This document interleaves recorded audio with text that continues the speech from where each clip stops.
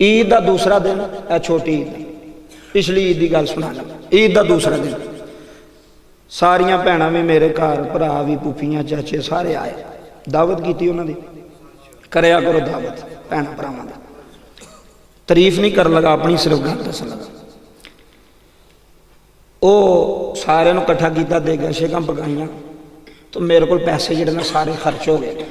रुपया रह गया मेरी जेब च 1500, किन्ना 1500, जेड़े बाकी सन वो सारे खर्च हो गए।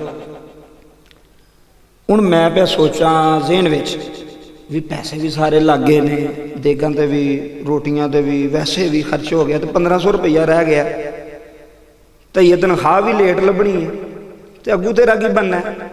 वो शैतान ने वसवसा पाया ना भी तू एवं खर्चा कर छड़िया इन्ना, तो तू जेब च रखदा तेन फायदा सी, तू एवं भैन भरा ते ला छड़िया, लाख सवा लाख रुपया खर्च कर छड़े, की फायदा होया।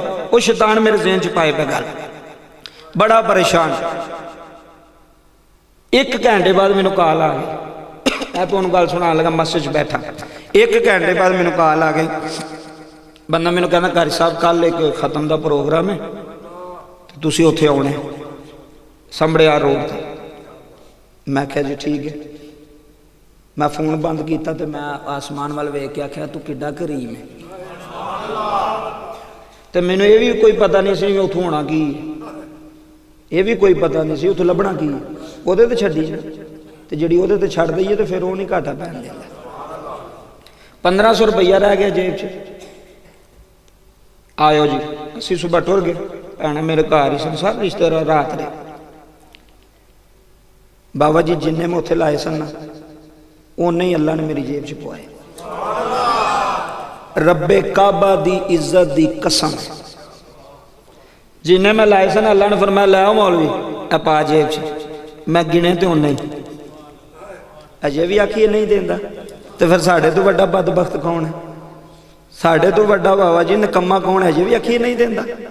उन्हें उसे दूसरे दिन ही उन्हें परेशान ना हो, जिहड़ा पैसा अल्लाह की राह च लग जाए ना वो जाया नहीं जाता, कि जाता जाता सिर्फ अपने दिल में तसली दो थोड़ी जी, अपने दिल में थोड़ा जा सकता। जो तेरा दिल कह लगे ना दई, वो मुखालफत कर, वो नफ्स है, वो नफ्स तेन कहता ना दई, एने जो बंदे पे देंगे ने, तो तू ना झोली च पैसे पाएगा तो केड़ा मौलवी हरी पे वेंदे ने, केड़ा कोई इंतजामिया का बंदा पे वेंदा है। वो मैं कहा जे इंतजामिया वास्ते देने तो फिर हरगिज़ ना दे, जे मेरे वास्ते देने फिर हरगिज़ ना दे, ते जे उन्होंने गवाह बनाया ही ना या अल्लाह तेरे वास्ते दे रहा, फिर जो तू जेब चो हथ नहीं सी ना पाया उदों भी जानता सी, और रब उदों भी जानता सी। खर्च करो दी राज, गल मुका छड़ी, जुमले सुन जाया जे। एक कारी साहब ने किन्ने साल हो गए ने कारी साहब होने थे, माशाअल्लाह एक अरसा हो गया थे। ये नमाज भी पढ़ाते ने, जुम्मा भी पढ़ाते ने जी, पढ़ाते पढ़ते हो ना सारे माशाअल्लाह, नमाज भी पढ़ाते ने, जुम्मा भी पढ़ाते ने। जिदों बंदे कारी साहब ने पैसे देने लगते हैं तो फिर हिसाब करते हैं, की करते हैं, हिसाब करते हैं भाई ईद जो असा दे छड़े तो उनका तो दईए। बाबा जी मैं ना उन्होंने बंद मैं ना भी जो तेरा पुत्र एक बार पैसे मंगे तो जो दूसरे दिन मंगता तो की आना कल तेन दिते सन अज नहीं देने, तू तो उस टाइम जेब चो कट के आना। वो नहीं रोई ना फाड़ पुत्र, जेड़ा इमाम मस्जिद है ना वह बहुत ज्यादा हक है, वह हक कोई अदा कर सकता, चाचा जी कर सकते हो, जिदे पिछे नमाजा पढ़िए हैं वह हक अदा, वह हदिया कुरान का हदिया को दे सकता। बंदा 500,000 रुपया दे के आखे भी मैं नहीं, हदिया नहीं दिता जाता, वो तुसी अपनी तरफों उन्होंने खिदमत पे करते हो, एहसान नहीं की है खिदमत, तो जिन्नी हो सकता जो करया कर। तुहाडी यारी होनी चाहिए इमाम मस्जिद नाल, तुहाडा जनाजा पढ़ावे तो अखां रोंदियां होण उत्थे जनाजे विच, आखना मेरा वो नमाजी है जिन्हें मैनू कदी नहीं सी परेशान होने दिता, मैं परेशान होया सा तो मैनू आंदा सी कोई गल नहीं कर सकदा, बस तुहाडे नाल आ। खर्च करो अल्लाह की मखलूक तो खर्च करो, और सब नाल ज्यादा हक इन्हां दा जिहड़ा इमाम मस्जिद है। इन्हें भी इन्हें मैं गल्लां पे करना तो इन्हें मैनू विच 2000 दे छड़ना, मैं अपने दिल की गल पे करना, सही बात है। मतलब किसी के जहन में होवे भी होरे लालच वास्ते लगे ने, दो भी रले ने, कोई ऐसी गल नहीं। खिदमत तुसां इन्हां दी करनी, दुआवां इन्हां को लैणियां ने, और इन्नी खिदमत कराया करो कि खुश होन, लोगों को दसन यार ईद तो मैनू अगले 1.5-2 लाख रुपया दिता और खर्च करना चाहिए और देना चाहिए। साढ़े असी छोटे छोटे सन बाबा जी, असा एक इमाम मस्जिद रखे सन, 12 साल साड़ी पिंड वाली मस्जिद रहे। वो एक बार असा कहा जी इन्हों की तनख्वाह वधाओ, की करो तनख्वाह वधाओ। वो ना 2-3 फौजी वो सारे पिंड जो मीटिंग की ना, वो कभी नहीं सन मस्जिद आए, उस दिन वो भी आ गए। हाँ जी काहदे वास्ते बुलाया? उन्हें कहा जी कारी साहब की तनख्वाह वधानी है, इस वास्ते बुलाया। एक फौजी साहब उठे, वो कह लगे वो कारी साहब की तनख्वाह वधान की केड़ी गल? मैं क्या क्यों? आंदा दाने किन्ने देंदे हो? ए जी इन्ने। मूंजी की नहीं देंदे हो? इन्ने। वो उस टाइम कैलकुलेटर लैके ना तो हिसाब करन लग पे वे इन्ने कणक होए तो इन्ने दाने होण ते साल दे किन्ने बनदे। तो मैनू कहन लगा वेखो जी अलामा साहब ये तो 17,000 रुपये ते जांदे पे ने। किन्ने ते 17,000 रुपये ते कणक मूंजी विच शामिल करके ना वो साल का हिसाब कर लिया 17,000 रुपये च। मैं क्या चलो ये 17,000 रुपये जाते। मैं क्या फौजी जी तुसी कितनी पेंशन पे लेंदे? कहंदा 35,000। मैं क्या तुसी घर बह के 35 पे लेंदे हो, 5 नमाज़ां पढ़ा के भी 17 पे लेंदे ने, थोड़े बच्चे पढ़ा के भी, तुहानू जुम्मे पढ़ा के भी तुसी घर बैठे 35। भाई जी असी टाइम दिता सी उत्थे 20 साल, तो मैं क्या भी तुहानू टाइम पे देंदे ने,